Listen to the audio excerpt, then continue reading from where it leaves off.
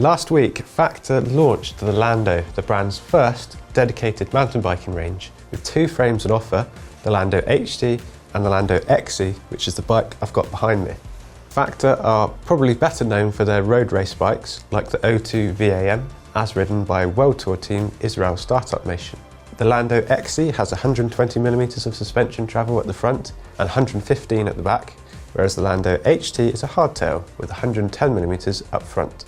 The bikes made their racing debut at Cape Epic under the Amani Racing Team. The Amani Racing Team is an exciting opportunity for riders, predominantly in East Africa, to gain international racing experience. I got in touch with the team, who kindly shared some great video and photography from the race, and I'll talk more about how the team got on later. Both bikes are available now and will retail from £6,999 or $9,199 US for the full sus bike, and £5,399 or $7,099 for the hardtail. So pretty serious money, but they are pretty serious race bikes. I'm going to focus on the Lando XC, and to start things off, here are 5 things you need to know about it. Number 1, the bike uses a single link arrangement with FlexStays. Number 2, as you might expect from Factor, they have paid attention to reducing weight in any area they can. 3, the frames feature a new T47 bottom bracket standard, which has been developed in conjunction with Ceramic Speed. Cue the angry comments.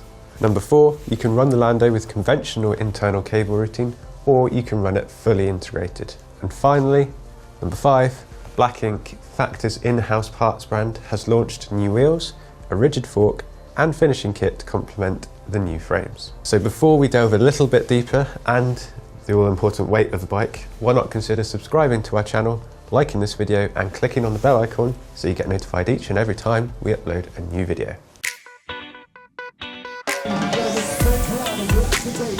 Rather than appeal to the broadest possible audience, Factor has targeted the Lando range for cross-country racing and fast extended off-road epics. Want to try and break that fastest known time? Well, this bike intends to do just that. As mentioned, the full suspension bike has just been raced by Team Amani at Cape Epic, the brutal XC marathon stage race in South Africa. It's an international cycling team aimed at enhancing inclusivity in cycling and creating new opportunities for riders. Despite the pandemic, the team has already enabled 9 riders from Kenya, Uganda and Rwanda to train and race competitively at off-road events around the world.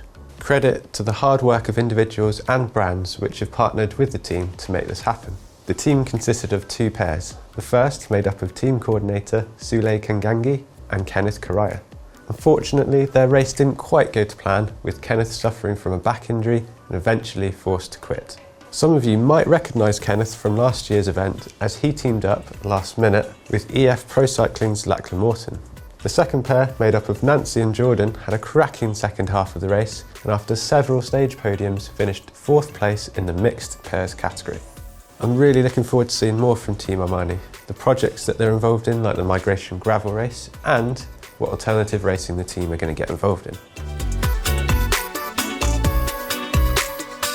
Okay, back to the bike now, and I'm going to go into a little bit more detail into the nerdy suspension and geometry numbers. The Lando XC utilises a single swing arm pivot, single link arrangement with FlexStays. Loads of brands are using FlexStays with the latest generation of cross-country bikes, with the Lando's rear triangle, a single piece, alleviating the need for any pivots. The rear shock is vertically orientated, with Factor explaining that this is to concentrate the forces in the bottom bracket area so weight can be shed elsewhere. It's got a 67-degree head tube angle and a 75.5 degree seat tube angle. Now these measurements are relevant when running the 120mm fork with a 51mm offset and coupled with the 0 offset seat post. Okay, weights and details now. Factor is quoting a 2.1 kilogram weight for the Lando XC, including shock and hardware, but they haven't specified a size for this. But we weighed the complete bike, the one that's behind me, on our scales, and it came out at a respectable 10.59 kilograms. Being a keen bike packer myself, I think this next little detail is pretty cool. Both XC and HT frames have multiple mounting points to attach equipment on, and that's on top of the top tube and under the top tube. Note the mechanically mounted anti-rotation rubber guard to protect it from carbon damage if the fork were to be oversteered.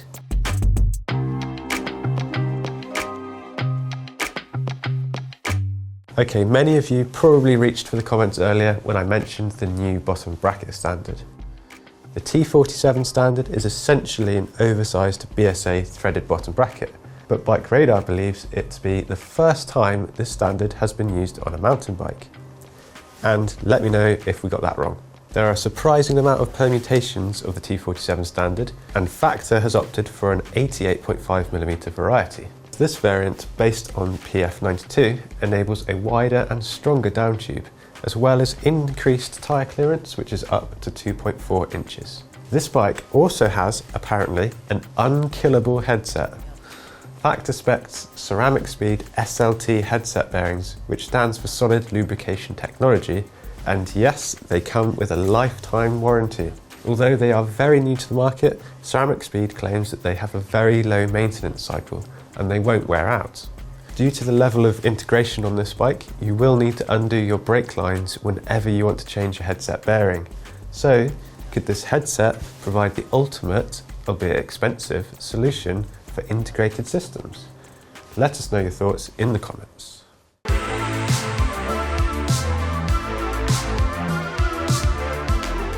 Now is the finishing kit, which is made by Black Ink, Factor's sister component brand. Firstly, Factor's 27 wheels, which are actually 29-inch wheels, but they have a 27mm internal rim width and depth. It's hookless, runs on Ceramic Speed hub bearings, and comes in at a very light 1,459 grams per pair.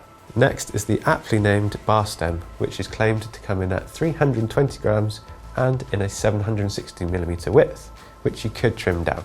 Factor includes an out-front GoPro style computer mount with a double or single mount interface should you want to run it with a computer or lights. And finally, Black Ink has also announced a new rigid 2-bolt 31.8mm carbon seat post. Now if I was riding this bike, I'd 100% want a dropper post, so while this one will keep the weight low, my riding skills say the extra weight is not an issue.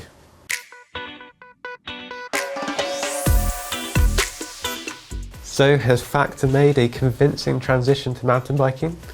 And do you want to see more from Team Amani in the future? Well, don't forget to let us know in the comments, like, subscribe and hit that bell icon so you know next time we upload a new video.